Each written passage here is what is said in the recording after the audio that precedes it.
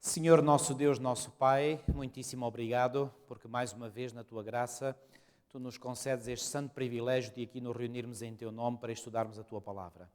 Muito obrigado, Senhor, por este estudo magnífico que nós temos vindo a fazer ao longo de meses deste maravilhoso livro.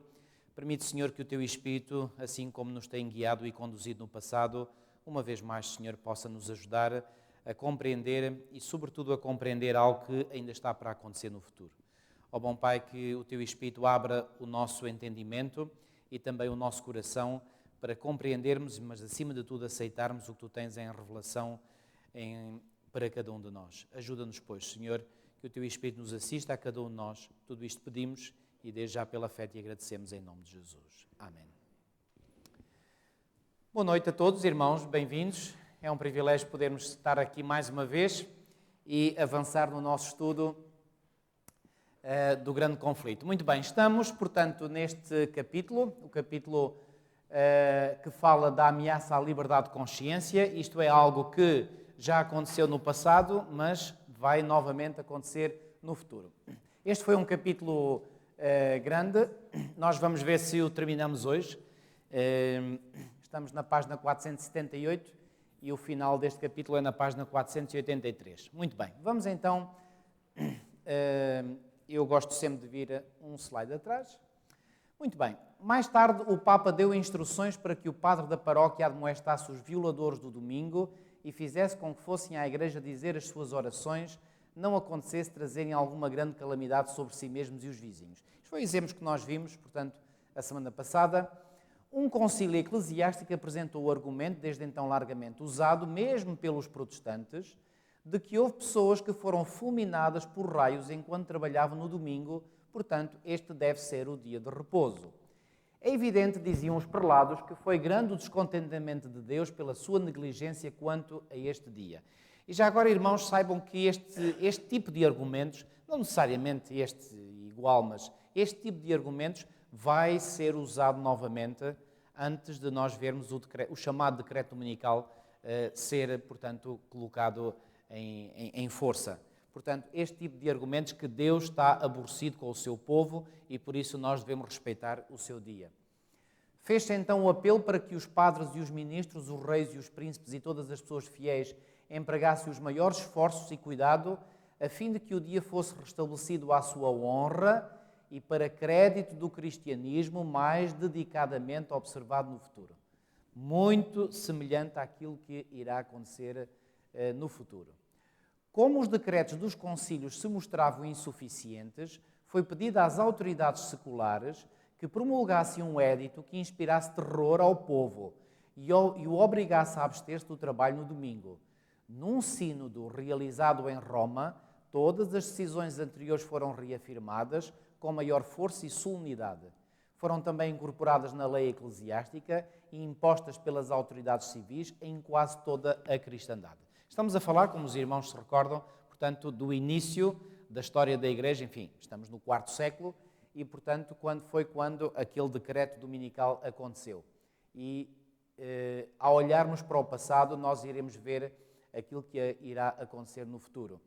A ausência de autoridade nas Escrituras para a guarda do domingo ainda ocasionava grandes dificuldades. Claro, porque os cristãos não viam nada na palavra de Deus que, portanto, pudesse dar apoio a esta mudança do dia de repouso. E então ainda havia dificuldades. O povo punha em dúvida o direito dos seus instrutores de deixarem de lado a positiva declaração de Jeová. O 7º dia é o sábado do Senhor teu Deus, para honrar o dia do sol. Para suprir a falta de testemunho bíblico foram necessários outros expedientes. E agora atenção, irmãos, porque estes outros expedientes são os mesmos que serão usados no futuro. À falta de base escriturística, usam-se outros expedientes. Que outros expedientes foram esses? Um zeloso defensor do domingo, que pelos finais do século XII visitou as igrejas da Inglaterra, encontrou resistência por parte de fiéis testemunhas da verdade. Mas os seus esforços foram tão infrutíferos que se retirou do país por algum tempo à procura de meios para fazer valer os seus ensinos. Ao voltar, a falta foi suprida e na sua ação posterior obteve maior êxito. O que é que ele fez? Entretanto, estamos a ver que isto também ocorreu, portanto, nos finais do século XII. Ou seja, esta crise que nós iremos enfrentar no futuro com a saída do decreto dominical, no fundo não será nada de novo na história. Portanto, isto já aconteceu no IV século e depois também durante alguns outros momentos da história. Trouxe consigo um rolo que dizia provir do próprio Deus e conter a necessária ordem para a observância do domingo, com terríveis ameaças para amedrontar os desobedientes. Este precioso documento, fraude tão vil como a instituição que apoiava, diz ter caído do céu e sido achado em Jerusalém sobre o altar de Simeão no Gólgota. Reparem este tipo de coisas espetaculares, tipo grandes milagres, etc. Sabem o que mais? Está revelado que no tempo do fim, um dos grandes expedientes é que Satanás se fará imitar ou fará parecer que é Cristo, e quando ele vier dirá, houve a mudança do sábado para o domingo. E claro, quem não está fundamentado na palavra de Deus embarcará facilmente nesse tipo de milagres. Mas na realidade, o palácio pontifical em Roma foi a fonte de onde ele procedeu. Fraudes e falsificações para promover o poder e a prosperidade da Igreja têm sido em todos os tempos consideradas lícitas pela hierarquia papal. Desde que seja para atingir os objetivos da hierarquia papal, tudo é possível. Os fins justificam os meios.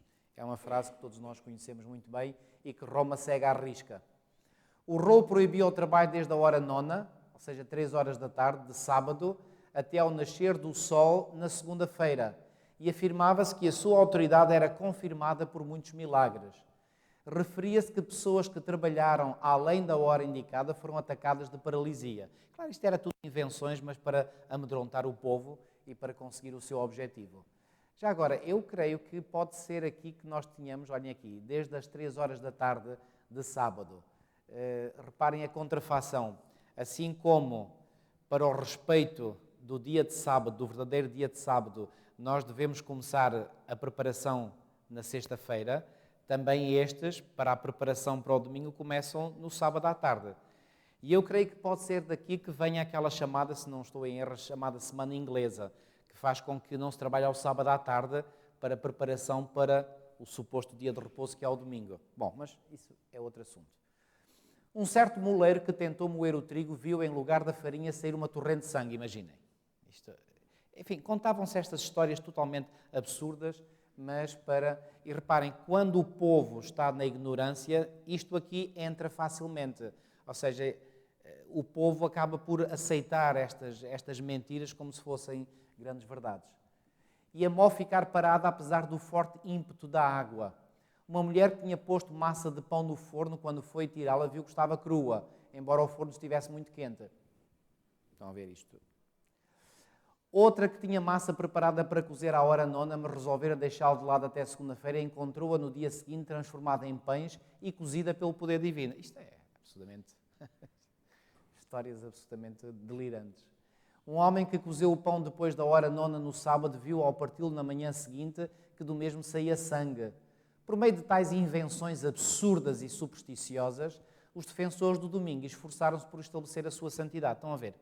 Portanto, quando não há apoio escriturístico, recorre-se a todo o tipo de expedientes, incluindo as fraudes, as mentiras, as historietas inventadas. Na Escócia, assim como na Inglaterra, conseguiu-se uma maior consideração pelo domingo, unindo-se-lhe uma parte do antigo sábado. Mas o tempo que se exigia que fosse santificado variava. Um édito do rei da Escócia declarou que se deveria considerar santo desde o meio-dia de sábado e que ninguém, desde aquela hora até segunda-feira de manhã, se deveria ocupar em trabalhos seculares. Aqui puseram, estão a ver, portanto, desde o meio-dia de sábado, ou seja, aqui a tarde estava toda livre. Será que é daí, mais uma vez? Eu não tenho a certeza disto, mas tenho uma forte crença de que seja daqui que venha a chamada Semana Inglesa. Mas apesar de todos os esforços para estabelecer a santidade do domingo, os próprios romanistas publicamente confessavam a autoridade divina do sábado e a origem humana da instituição pela qual foi ele suplantado. No século XVI, um concílio papal declarou francamente: lembrem-se todos os cristãos de que o sétimo dia foi consagrado por Deus, recebido e observado não só pelos judeus, mas por todos os outros que pretendiam adorar a Deus, embora nós, os cristãos, tenhamos mudado o seu sábado para o dia do Senhor domingo. Reparem, aqui claramente a admitir que foi a Igreja de Roma que fez a mudança. E todos nós sabemos isso muito bem. Os que estavam a intrometer-se com a lei divina não ignoravam o caráter da sua obra. Estavam deliberadamente a colocar-se acima de Deus.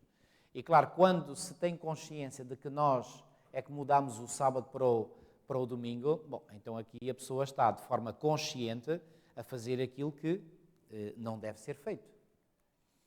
Um exemplo notável da política de Roma para com os que dela discordavam foi a longa e sanguinária perseguição aos valdenses, alguns dos quais eram observadores do sábado. Isto é uma verdade histórica incontestável. Atenção, alguns dos quais, nem todos, mas muitos valdenses foram observadores do sábado. Outros sofreram de modo semelhante pela sua fidelidade ao quarto mandamento. Aqueles que irão participar na excursão à Europa, que iremos fazer em agosto, nós queremos passar num sítio onde foi um dos principais locais onde os valdenses viveram, e há lá uma gruta onde tem que se entrar uma pessoa de cada vez, e era nessa gruta onde eles, portanto, se reuniam de forma escondida, não é? E, portanto, ali a gruta abafava, digamos, os seus louvores, e era aí que se reuniam. Impressionante como o povo de Deus viveu naquelas montanhas durante, não foram anos, foram séculos.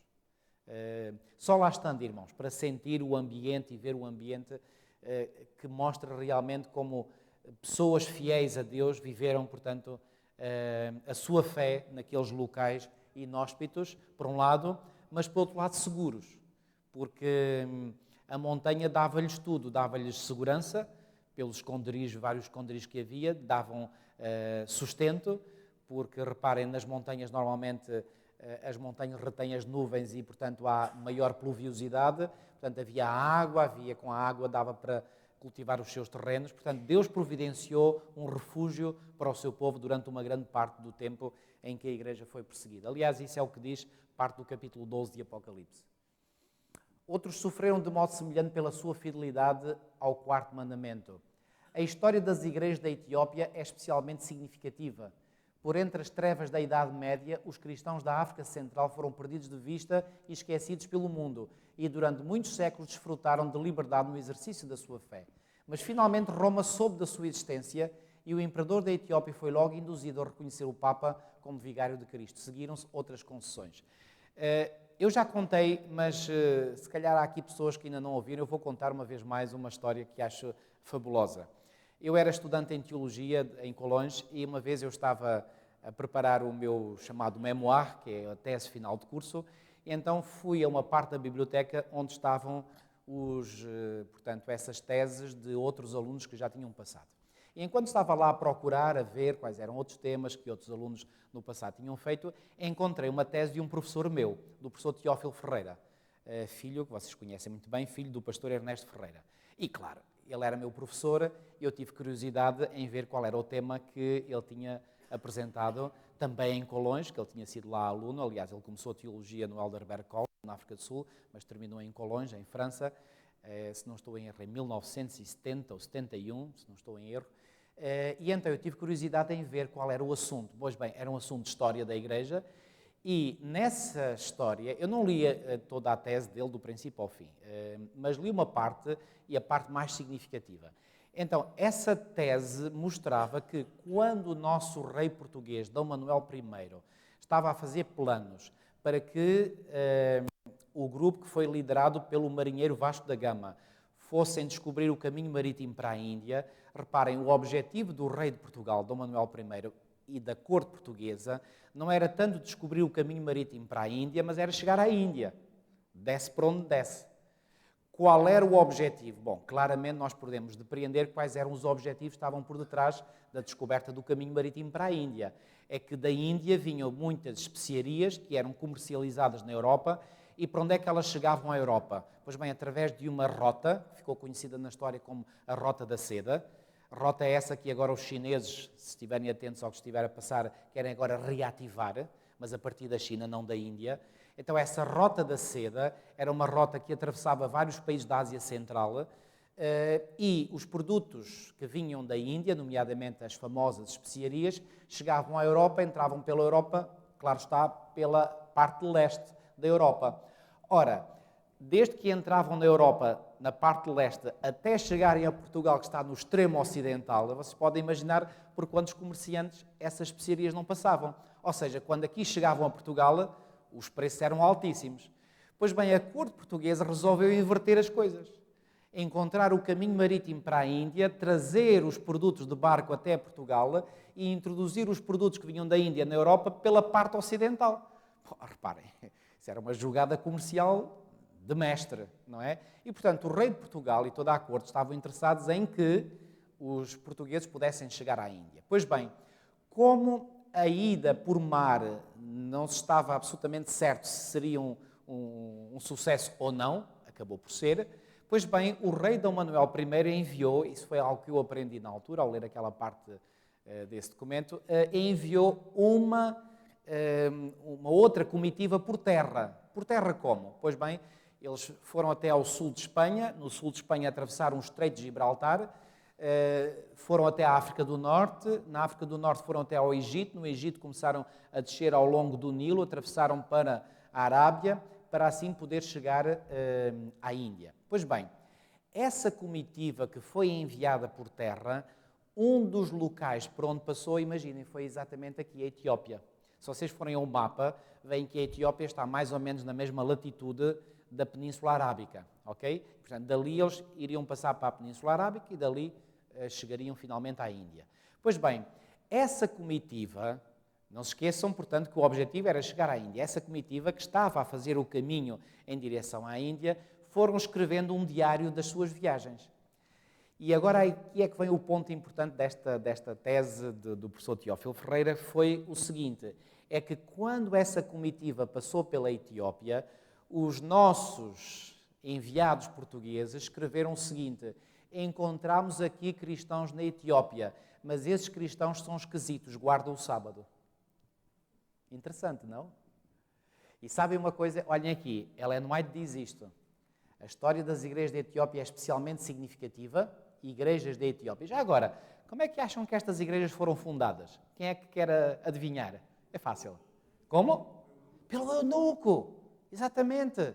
Por aquele eunuco que foi batizado por Filipe, o diácono, ok?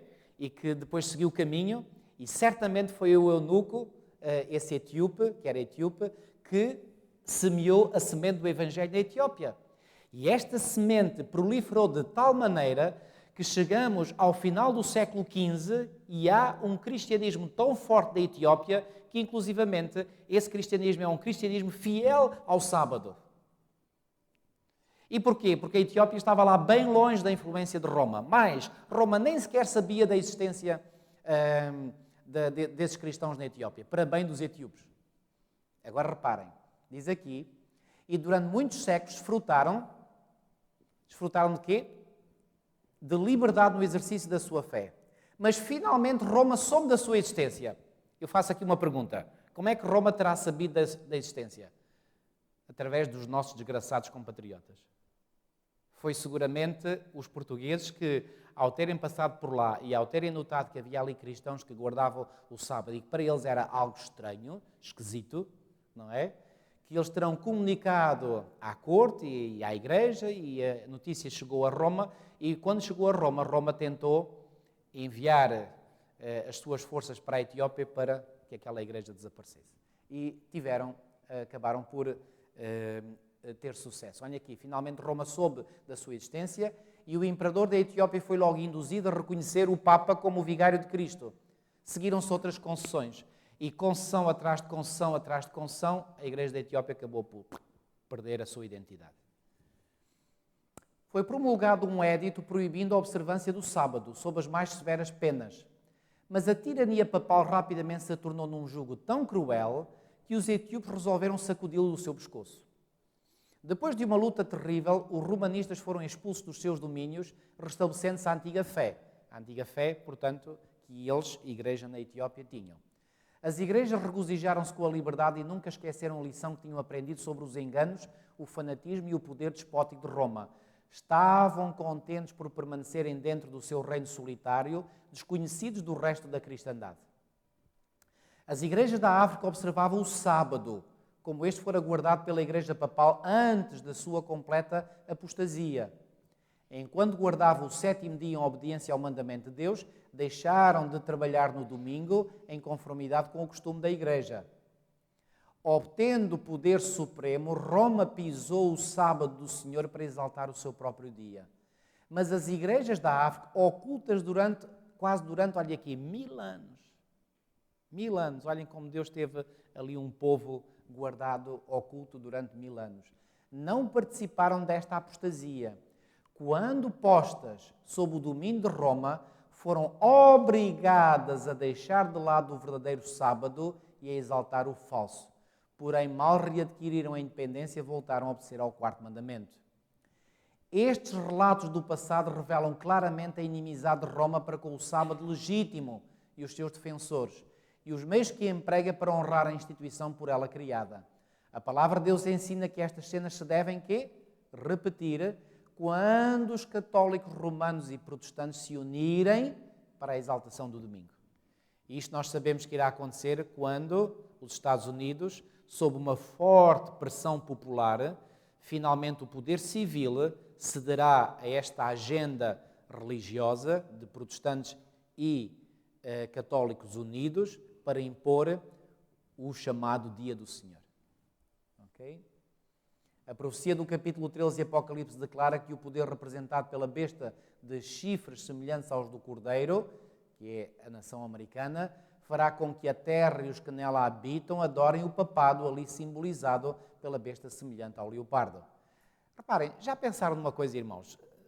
Muito fácil de depreender esta visão aqui desta profecia. Reparem, o que é que esta besta de chifres semelhantes aos do Cordeiro fará? Fará com que a terra e os que nela habitam adorem o papado. Reparem que não diz que ela fará com que os habitantes da sua nação adorem o papado. Diz aqui que fará com que a terra e os que nela habitam, nela terra, habitam. Quer dizer que a influência dos Estados Unidos se fará sentir aonde? A nível mundial. Ora, para os Estados Unidos poderem exercer a sua ação, o seu poder, a sua autoridade a nível mundial, o que é que tem que acontecer? Irmãos, isto é apenas um raciocínio de lógica. O que é que acham que tem que acontecer? Todas as nações no mundo inteiro têm que se alinhar atrás dos Estados Unidos da América. E eu pergunto, está isto a acontecer diante dos nossos olhos, sim ou não? Mas a olhos claros. Só não vê quem não quer, ou quem é cego. Todas as nações acabarão por estar em sujeição aos Estados Unidos da América. E quando os Estados Unidos da América tiverem esse poder total sobre o mundo, então aí eles dizem, ok, agora todo o mundo fará isto. E todo o mundo vai atrás como cordeirinhos. A besta de 2 chifres dirá também aos que habitam na terra, olhem aqui, não é só nos Estados Unidos, na terra, que façam uma imagem à besta. Atenção, isto é linguagem simbólica para designar o quê? Para designar que, portanto, todo o mundo vai prestar vassalagem à besta, à primeira besta do Apocalipse 13, que é o papado.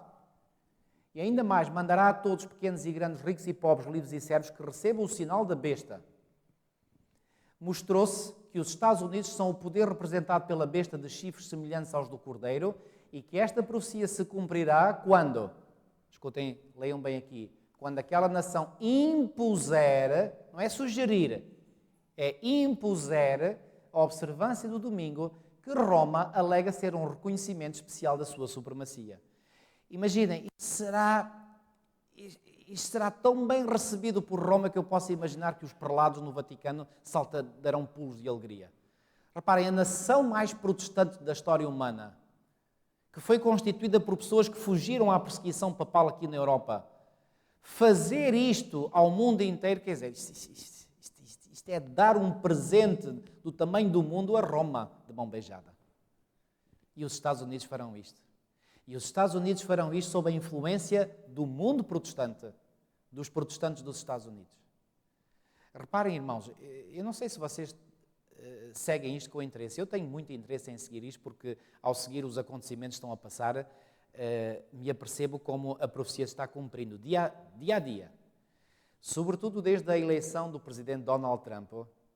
Amigos, eu vou-vos dizer uma coisa. É claríssimo, mas absolutamente claro, que cada vez mais a agenda que está digamos, na mente do presidente Donald Trump para orientar o seu país é uma agenda que foi feita e que está a ser, digamos, pressionada do governo. É uma agenda do mundo protestante evangélico. E reparem, eu vou-vos dizer uma coisa, e eu quero deixar isto bem claro. Algumas coisas, ou muitas coisas, não são necessariamente erradas. Pelo contrário, até são corretas. Porque, já agora, deixem-me explicar, só mais um minutinho, explicar este assunto. Sabem que muitas vezes, e isto foram feitas experiências, por exemplo, pelos nazis durante a Segunda Guerra Mundial, os irmãos nem podem imaginar como é que há indivíduos que se dedicam a estudar formas de controlar outros seres humanos. E deixem-me dizer-vos, por exemplo, o estudo da psicologia social é uma das formas de poder estudar como controlar as massas. Ou seja, como é que nós podemos controlar as massas? Como é que as massas podem ser dirigidas? Reparem, por exemplo, este conhecimento de como manipular as massas esteve muitíssimo desenvolvido, com objetivo negativo, como sabemos, durante o tempo da Alemanha nazi. Os nazistas foram especialistas em saber, e o Hitler particularmente, em saber como dominar as massas. Ok? E há muitíssimo mais domínio das massas do que nós podemos imaginar. Então reparem, sabem como é que se pode às vezes querer dominar as massas? Imagine-se, por exemplo, quer-se levar as massas para um determinado local. Vamos imaginar que eu era um engenheiro da psicologia social e eu queria planear algo para dirigir as massas para um determinado sítio. Desculpem aqui a comparação, mas as massas muitas vezes são dirigidas como se dirige o gado. E reparem, quando os criadores de gado querem dirigir o gado, apenas têm que balizar o sítio onde o gado tem que passar e depois é só estar ali com toques de vara e o gado vai para onde encontra a abertura, não é? Pois bem, como é que se baliza? Então, o que é que se faz? Cria-se uma situação muito terrível, por exemplo, em determinadas áreas, para que as pessoas possam fugir disso e depois não encontrem outra alternativa, senão numa suposta libertação dessa crise. Deixa-me explicar ainda melhor. Esta administração que precedeu a administração Trump levou a agenda secular, a agenda daquilo que é chamado agora o marxismo cultural até ao seu extremo máximo. E as pessoas ficaram tão cansadas, tão fartas, tão cheias dessa agenda, que agora o que é que querem? Querem ir para o extremo oposto. E agora todas as coisas estão a ser dirigidas para que as pessoas vão exatamente... Irmãos, vou-vos dizer uma coisa. Eu tenho acompanhado mais ou menos isto. Está a haver, não apenas nos Estados Unidos. Os Estados Unidos deram o toque de partida. Deram o pontapé de saída. No mundo inteiro está a haver uma viragem da esquerda para a direita, para usar a linguagem política. Vejam, por exemplo, a eleição do presidente Jair Bolsonaro no Brasil. Atenção, eu não estou aqui a fazer política. Eu só estou a analisar tendências para vos mostrar que estas tendências confirmam a profecia. Aqui na Europa, atenção às eleições que vêm no dia 26 de maio. E há previsões muito fortes que mostram que, pois bem, destas eleições de 26 de maio próximo, pois bem, vai emergir uma força muito maior de partidos que são apelidados de direita ou de extrema-direita, chamem o que quiserem, pouco importa o nome que se lhe deem, mas que vão mais para o espectro do lado direito. E a esquerda vai perder cada vez mais. Para onde é que isto nos está a levar? Para um mundo cada vez mais religioso. E quando nós olhamos para a profecia bíblica, nós vemos que nos últimos dias, pois bem, o poder dominante que dominará o mundo será um poder religioso, não um poder ateu, não um poder secular. Durante vários anos nós vimos que a agenda secular imperou. E muitos adventistas às vezes colocavam a questão, mas isto parece não julgar, não fazer sentido com a nossa visão profética. Pois bem, em algum momento as coisas iriam mudar. E estão a mudar agora. Estamos a assistir a uma viragem. Aqueles que adotavam a mentalidade secular estão a perder terreno. Hoje em dia já não está fora de moda ser religioso. Pelo contrário, está cada vez mais na moda ser religioso. Mas ser religioso de que tipo? Do tipo do tipo que é, digamos, de acordo com os princípios católicos e protestantes. E aquilo que irá, sobretudo, unir protestantes e católicos será eles, os dois grupos, estarem de acordo quanto à necessidade de ter um dia por semana para que a família repouse, o indivíduo repouse, as empresas repousem, a terra repouse. Porque até já há este argumento a dizer é necessário um dia da semana para todos repousarem, para que a terra também repouse. Ou seja, tudo está a confluir para quê? Para que finalmente chegue a um largo consenso. E reparem, quando chegar esse momento, até os secularistas, os ateus, os agnósticos, alinharão facilmente nessa onda, porque dirão, não, tudo bem, então, claro que, porque não ter um dia de repouso? Sim, senhora, vamos a isso. E nós poderíamos ser também daqueles que diríamos amém se o dia que estaria-se a propor fosse o dia correto. O problema é que não será. Ok? Estão a ver, irmãos? É preciso nós abrirmos os olhos e vermos como os acontecimentos estão, mas de uma forma tão clara, tão clara. E sabem, eu vejo em tudo isto, e agora desculpem-me eu dizer-vos aqui alguma coisa. Muitos veem nisto a mão do inimigo. Eu vejo nisto sobretudo a mão de Deus. E vejo a mão de Deus porque Deus está a conduzir os acontecimentos tal e qual para o cenário que foi por Ele profetizado. Se alguma coisa estivesse a acontecer hoje que não estivesse de acordo com este cenário, então poderíamos pensar que as coisas tinham escapado ao controle de Deus. Pois bem, nada está a acontecer que escape ao controle de Deus. E o que é que isso significa? Que ao controle de Deus não escapa nada. E se ao controle de Deus não escapa nada, Deus é o Supremo Soberano. Isto para mim fortalece-me a fé como nada mais. Irmãos, quando eu vejo às vezes problemas dentro da igreja, eu às vezes até me alheio um bocadinho e olho para os acontecimentos à nossa volta e a minha fé sai reforçada. Irmãos, quando a vossa fé às vezes ficar a tremelicar, olhem para os acontecimentos à vossa volta e vocês terão mais do que motivos para ter a vossa fé fortalecida. É só ver o que está a acontecer, porque aquilo que está a acontecer está a confirmar, ponto por ponto, o cenário profético. Agora, se nós não conhecemos esse cenário profético, aí não veremos os acontecimentos dizerem nada para nós. E essa é uma preocupação que eu tenho, porque para muitos adventistas o que está a acontecer não diz nada. E não lhes diz nada, sabem porquê? Porque simplesmente eles não conhecem o que está revelado.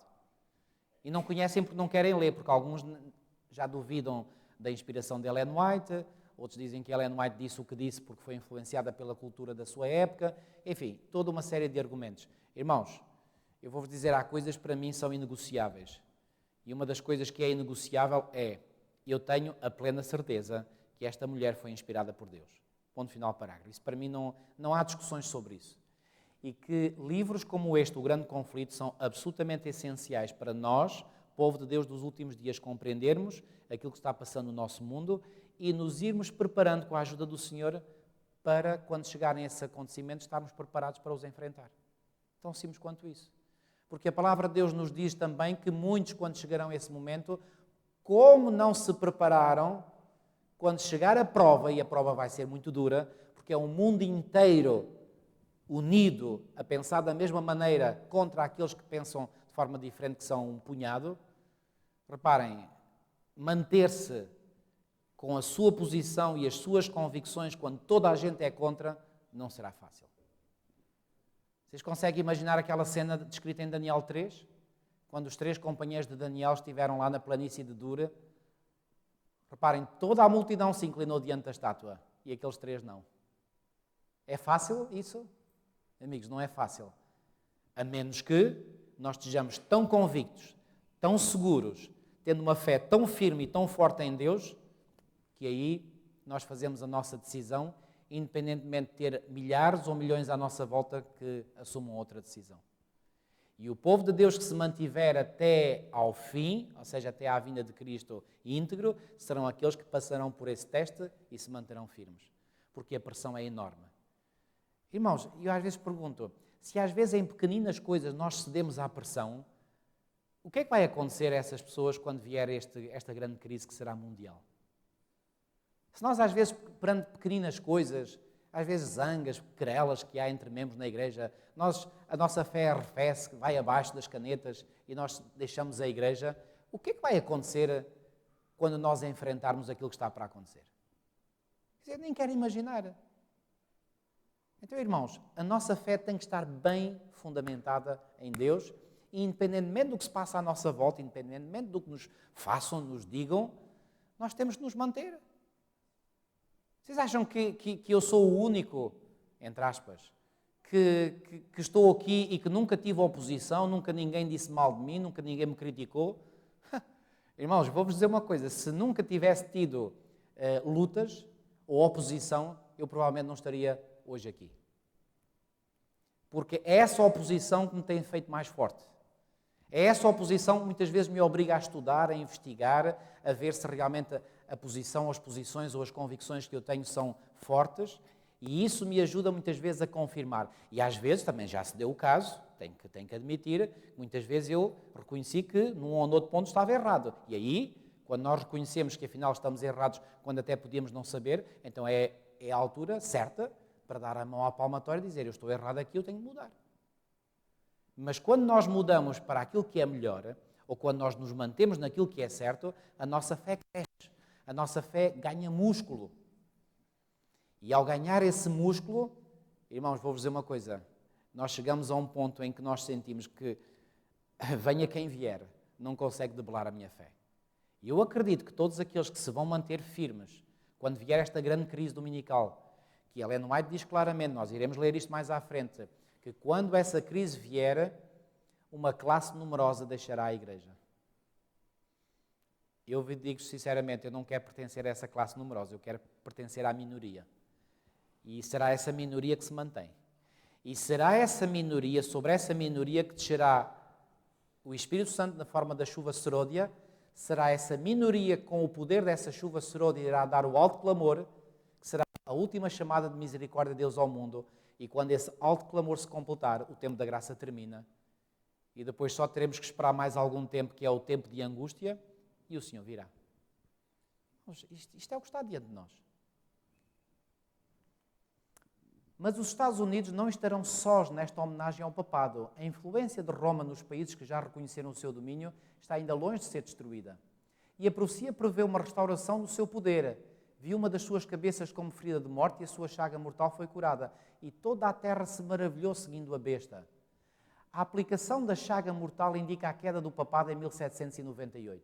Depois disto, diz o profeta, a sua chaga mortal foi curada e toda a terra se maravilhou seguindo a besta. Já agora, o que é que vocês acham que significará esta expressão, a sua chaga mortal foi curada? Há uma interpretação que ganhou alguma, digamos, alguma raiz dentro da nossa igreja, fazendo crer que esta chaga mortal foi curada em 1929, quando alguns dos Estados papais foram restituídos à Santa Sé, etc, etc. Eu, pessoalmente, não subscrevo essa visão. É verdade, atenção, contra factos não há argumentos. É verdade que em 1929 se restabeleceu algo que a Igreja tinha perdido, mas tinha perdido quando? Em 1870. Não vou agora aqui entrar em detalhes históricos, porque isso não importa. O que eu quero é dar-vos a visão. Aquilo que a Igreja recuperou em 1929 foi algo que ela tinha perdido em 1870. Mas aquilo que ela perdeu em 1798 ainda não está totalmente restabelecido. O que é que a Igreja Católica Romana perdeu em 1798? Perdeu a sua autoridade absoluta sobre as nações. E isso ainda não foi recuperado. Não foi ainda, nos dias de hoje, mas se-lo-á no futuro. Qual será o acontecimento que fará com que a Igreja Romana reconquiste novamente o poder que ela perdeu em 1798? Pois bem, esse acontecimento é nada mais, nada menos, e mais uma vez estou a referir-me ao mesmo, o decreto dominical. Quando os Estados Unidos derem de mão beijada a Roma esse grande presente, Roma, nessa altura, readquirirá o poder que perdeu em 1798, quando levou a ferida mortal. E aí sim, a chaga mortal terá sido totalmente curada. E quando aí acontecer, Roma terá de novo, escutem bem, de novo, o poder total sobre o mundo inteiro. Aí todas as vozes que se levantarem contra Roma aí vão saber como é que Roma é. É nessa altura que Roma vai readquirir o poder. Estamos a caminhar para lá? Estamos, a passos largos, a olhos vistos. Mas ainda não aconteceu. Ainda o acontecimento está no futuro. Paulo declara expressamente que o homem do pecado perdurará até ao segundo advento. Sabemos isto. Prosseguirá com a sua obra de engano até mesmo ao final do tempo. E diz o escritor do Apocalipse, referindo-se também ao papado, adoraram-na todos os que habitam sobre a terra, esses cujos nomes não estão escritos aonde? No livro da vida.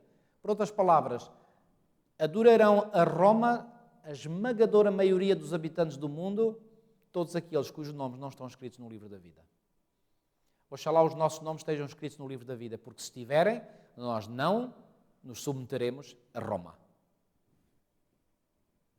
Tanto no velho como no novo mundo, o papado receberá a homenagem pela honra prestada a quê? À instituição do domingo, que repousa unicamente na sua autoridade. Ou seja, como é que se vai prestar vassalagem a Roma? Prestando vassalagem ao seu dia de repouso, ao domingo.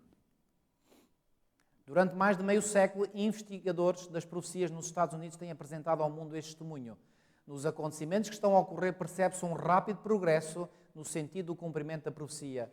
Eu vou-vos dizer, se Ellen White dizia que já havia um rápido progresso no seu tempo, o que é que ela diria hoje, se estivesse entre nós? Com os mestres protestantes, há a mesma pretensão de autoridade divina para a guarda do domingo e a mesma falta de provas bíblicas que há com os chefes papais que forjaram os milagres para suprir a falta do mandamento de Deus. Ou seja, aqui os mestres protestantes estão a seguir nos passos de Roma. Roma forjou milagres para suprir a falta de evidência bíblica. Os protestantes estão aí no mesmo caminho. A afirmação de que os juízos divinos caem sobre os homens por violarem o repouso dominical será aqui, olhem aqui, será repetida.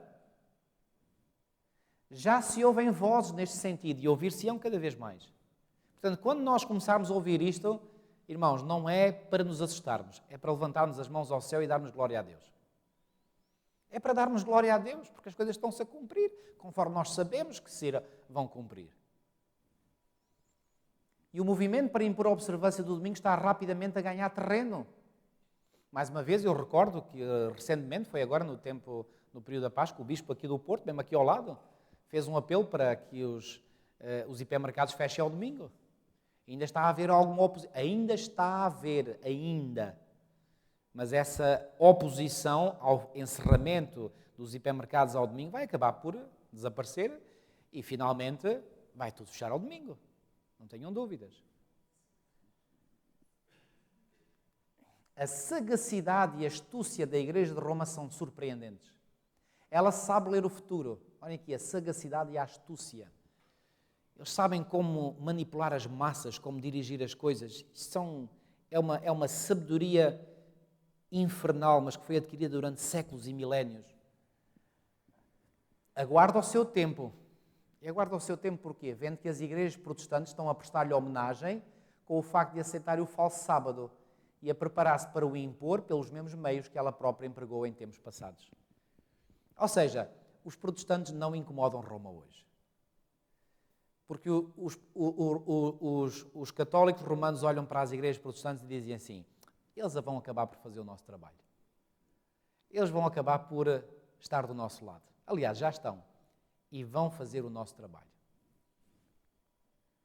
Os que rejeitam a luz da verdade procurarão ainda o auxílio deste poder, que a si mesmo se intitula infalível, para exaltarem uma instituição que se originou com ele.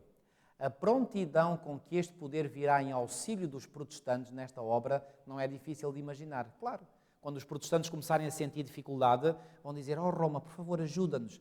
E Roma dirá, ai, com certeza, com muito gosto, vamos ajudar-vos. Já agora, um outro detalhe.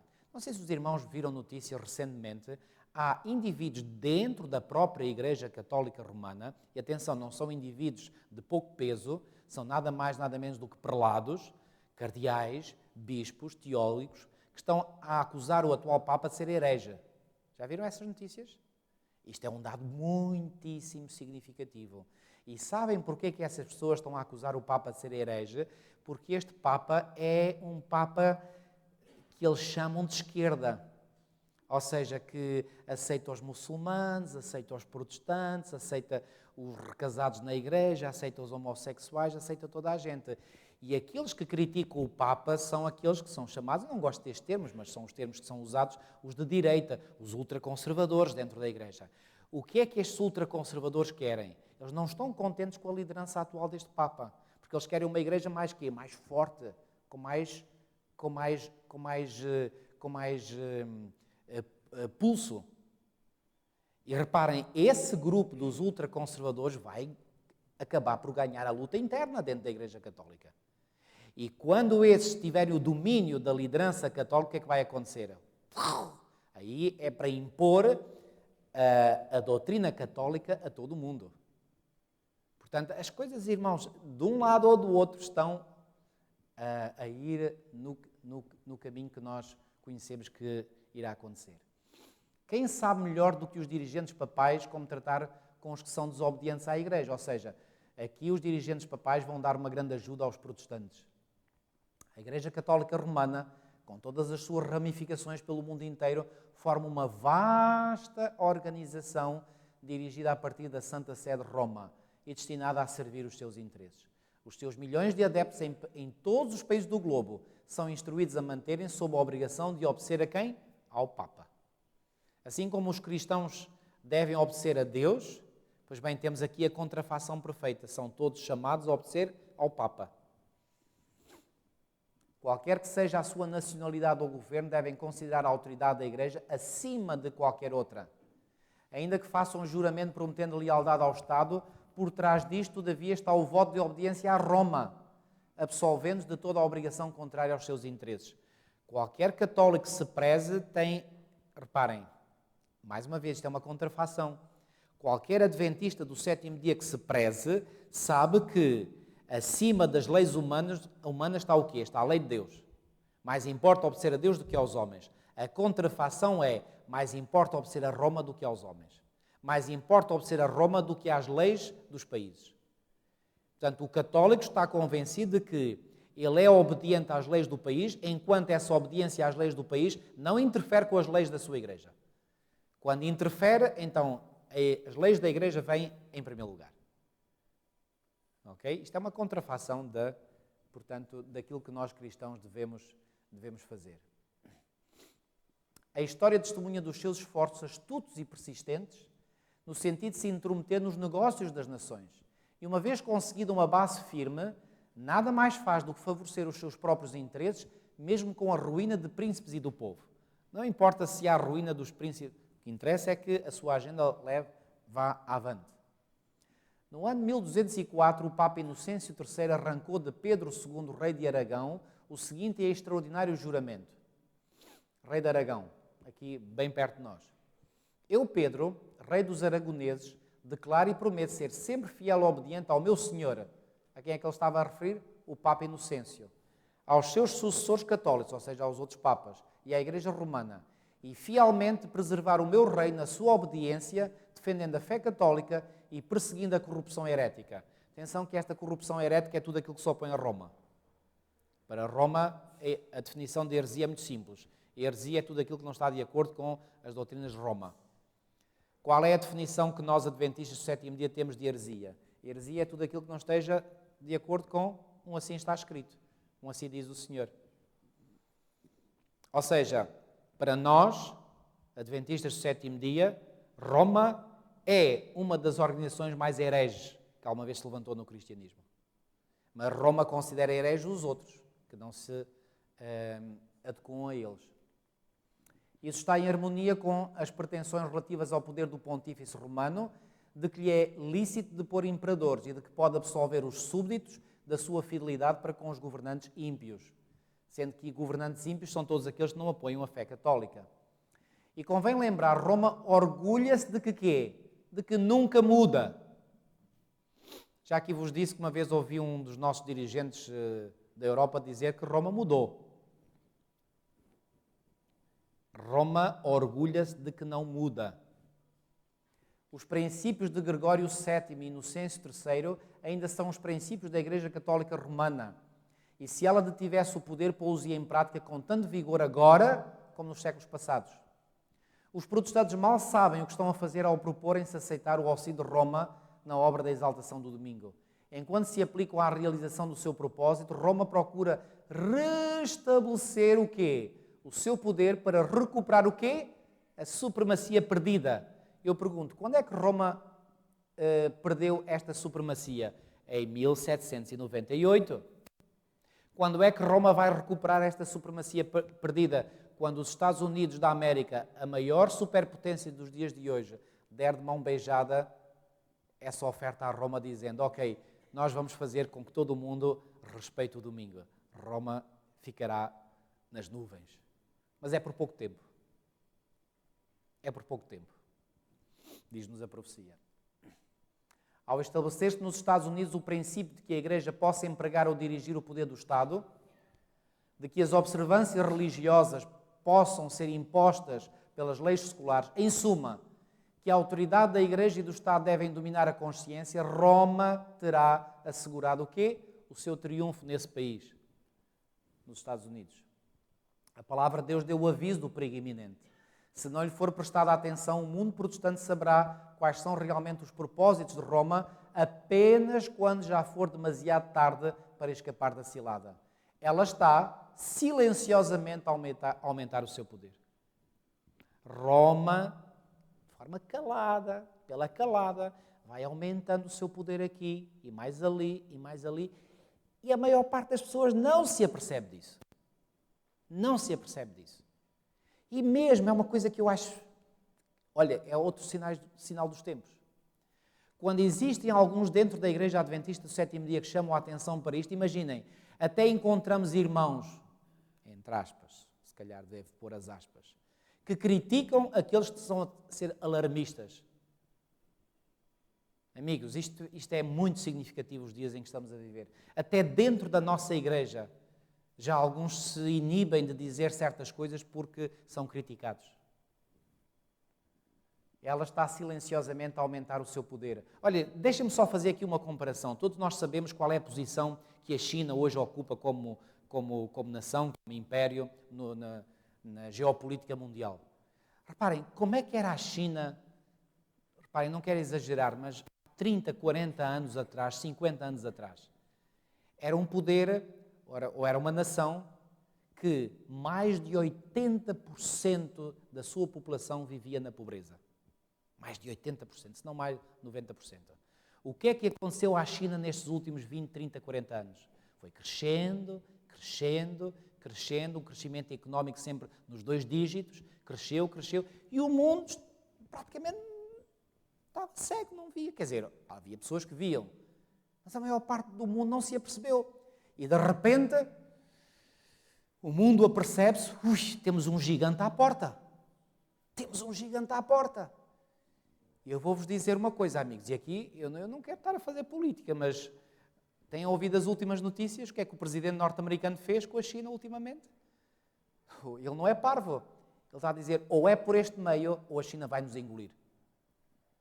E eles estão a reagir. E a China vai ser posta sob controle. Porque os Estados Unidos, segundo a profecia, serão a única superpotência que dominará nos últimos dias. Portanto, não há lugar para a China na profecia bíblica. Simplesmente não há. E, portanto, em algum momento a China tinha que parar. E vai parar. Agora, o mesmo que aconteceu com a China está a acontecer com a Igreja Católica Romana. Está a crescer, a crescer, a crescer em influência. E aqui, pior ainda do que com a China, ninguém está a ver. Ou muitos não estão a ver. Nem os protestantes.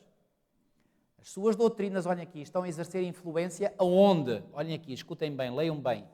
Nas assembleias legislativas, nas igrejas e no coração dos homens. Nas igrejas. Quais igrejas? Nas igrejas protestantes? Será que na nossa também estamos a sentir a influência de Roma, sim ou não? Está a erguer as suas elevadas e maciças estruturas, em cujos secretos recantos se repetirão as anteriores perseguições. Irmãos, conhecem aquela história, já aqui vos referi desculpa-me eu repetir. Conhece aquela história bíblica em que o rei da Síria chamou os seus oficiais e disse: eu quero saber qual de vós é que está a ser traidor pelo nosso país. Quem é que anda a contar coisas ao rei de Israel? E sabem porque é que ele chegou a essa conclusão? Porque as tropas da Síria, quando eram enviadas para determinado local para fazerem guerra ao rei de Israel, já eram recebidas. E o rei começou a desconfiar, ele era um homem inteligente, ele desconfiou, não, há aqui gato. Há aqui alguma coisa que está a acontecer. Então ele reuniu os seus generais, os seus conselheiros e disse: querem por favor dizer quem é que anda a fazer revelações ao rei de Israel? Havia lá um sábio no meio deles, que eu acredito foi nada mais do que Naamã, porque isto vem relatado em 2 de Reis 6 e em 2 de Reis 5 vem a história de Naamã ter ido a Israel. E Naamã diz assim: rei, não há nenhum entre nós que é traidor. O problema, entre aspas, que se passa é que há um profeta em Israel que conta ao rei tudo aquilo que tu fazes, até na tua câmara de dormir. E quando o rei da Síria descobriu isso, então enviou a força de elite militar para a cidade onde estava a residir o profeta, cercou a cidade para prender um único homem, porque esse único homem era uma desgraça para as tropas sírias. Amigos, porquê que o rei de Israel sabia quais eram os planos do rei da Síria? Porque tinha um profeta que trabalhava ao seu lado. Nós hoje estamos nessa posição do rei de Israel. Nós temos um profeta do nosso lado que nos conta aquilo que está a ser planeado lá nas secretas recâmaras do Vaticano. Mais ninguém sabe disso. E porquê que nós podemos saber? Porque nos é revelado. E nós que temos essa informação que muitas agências de inteligência, chamadas agências secretas, tipo FBI, KGB e sei lá mais, procuram obter informações de alto. Quanto elas não pagariam para ter estas informações e nós temos-las gratuitamente? E alguns estão a rejeitar essas informações. Isto é triste acontecer no nosso meio, mas está a acontecer, infelizmente. Estamos mesmo a acabar. Sorrateiramente e sem despertar suspeitas. Olhem aqui. Está a aumentar as suas forças. Quem é que está a aumentar as suas forças? Roma. Para realizar os seus objetivos quando chegar o tempo de dar o golpe.